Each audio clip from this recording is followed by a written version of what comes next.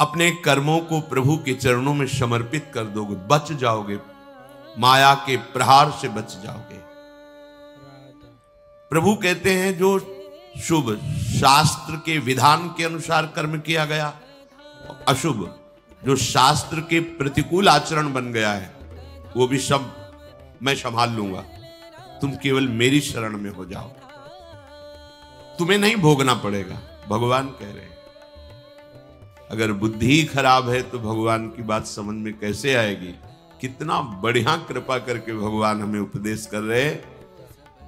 अगर शास्त्र प्रतिकूल भी आचरण हो गए तो तू चिंता मत कर, मेरी शरण में आ जा। अनंत माताओं जैसा दुलार लेकर प्रभु, पर अपने लोग ऐसे मूढ़ हैं, ऐसी मलिन बुद्धि है कि इस बात को हम समझते ही नहीं। मैं कर लूंगा, मैं सुखी हो जाऊंगा, मैं अभी तक ये किया है आगे भी ऐसा करूंगा। व्यर्थ का अभिमान पतन का मार्ग पुष्ट करता है। श्री भगवान कह रहे हैं जो मुझे भाव से बसते हैं मैं पक्षपात ले लेता हूं उनका, ये खास बात। बस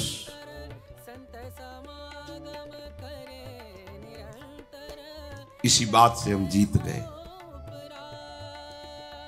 अगर केवल हिसाब हो तो हम कभी भगवत प्राप्ति नहीं कर सकते। कि तुम जो करोगे वही तुम्हें मिलेगा, तो हम कभी भगवत प्राप्ति के लायक ही नहीं हो सकते। पर ये बात हमें जिता देती है। ये भजन्तु माम भक्त्या मयि ते तेषु चाप्यहम्, मैं उनमें प्रकाशित हो जाता हूं और वो मेरे में प्रकाशित, जो मुझे प्रेम से भजता है। अब प्रेम है कि नहीं ये तो पता नहीं, पर प्रभु के सिवा और कोई है नहीं। वही जीवन है, वही हमारे सब हैं। राधा राधा राधा, इससे जीत गए। अगर हमारे हिसाब में देखा जाए तो ऐसा कोई तप सृष्टि में नहीं है जो भगवान को खरीद सके।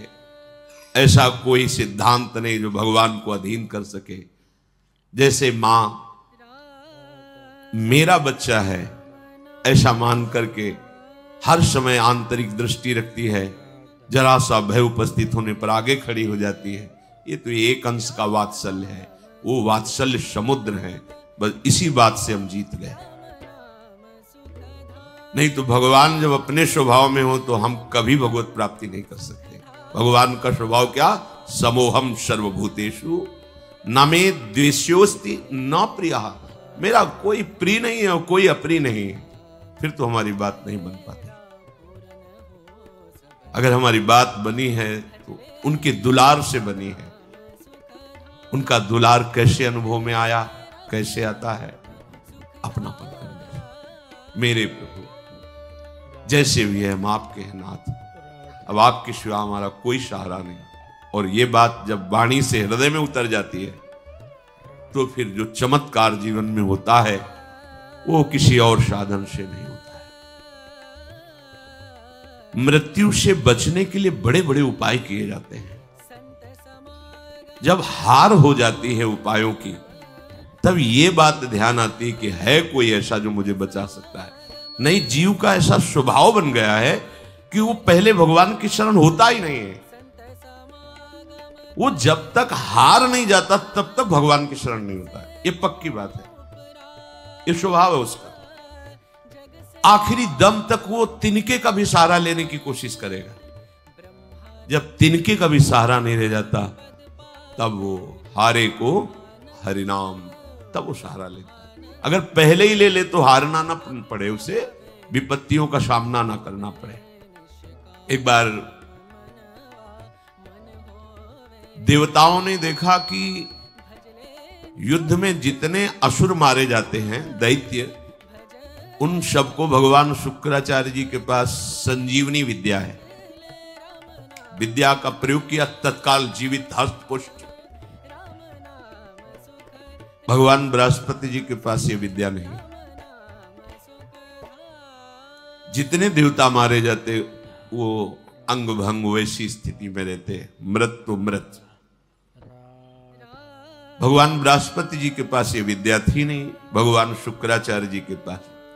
देवताओं ने बृहस्पति जी को अपना गुरु माना और दैत्यों ने शुक्राचार्य जी को गुरु माना। अपने गुरुदेव की कहीं भी लघुता मन में भी नहीं आनी चाहिए।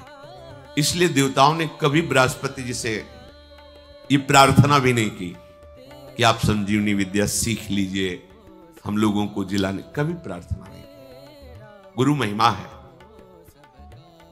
पर उनके बड़े पुत्र का नाम कच्छ था। उनसे बात की कि आप हमारे गुरु पुत्र हैं और हमारे ऊपर सबसे बड़ी संकट की बात है कि कोई साधन नहीं है जिससे हम अमर हो सके।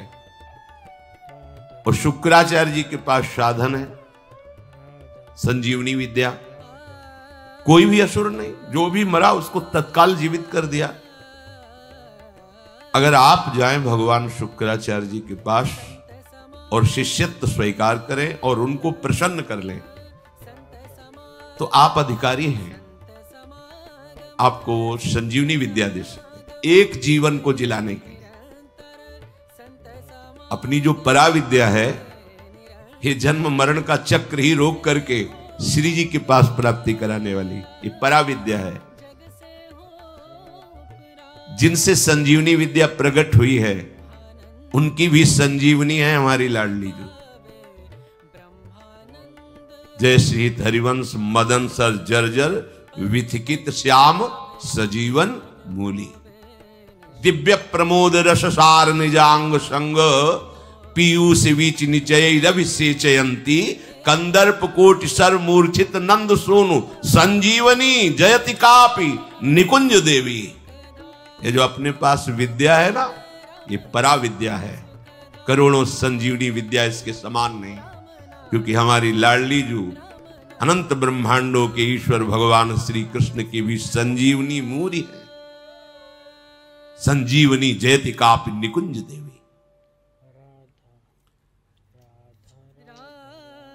देवराज इंद्र ने जब हाथ जोड़ करके प्रार्थना की, बृहस्पति भगवान के बड़े पुत्र कच्छ अभी 9 किशोर अवस्था को प्राप्त हुए थे। उन्होंने कहा कि आप सब हमारे सम्माननीय हैं और आप हमको हमारे पिता बृहस्पति के समान आदर दे रहे हैं। अब हमारा कर्तव्य बनता है आपकी रक्षा करना। हम जा रहे हैं, पर बड़ा संकटपूर्ण कार्य है, क्योंकि कोई भी दैत्य बर्दाश्त नहीं करेगा। हो सकता है मेरी मृत्यु भी हो जाए, पर आपके हित के लिए मैं मृत्यु का भी वरण कर लूंगा। जो संत स्वभाव के होते हैं उनका प्रभाव यही होता है कि वो अपनी हानि करके दूसरे का परम लाभ करना निश्चित करते हैं।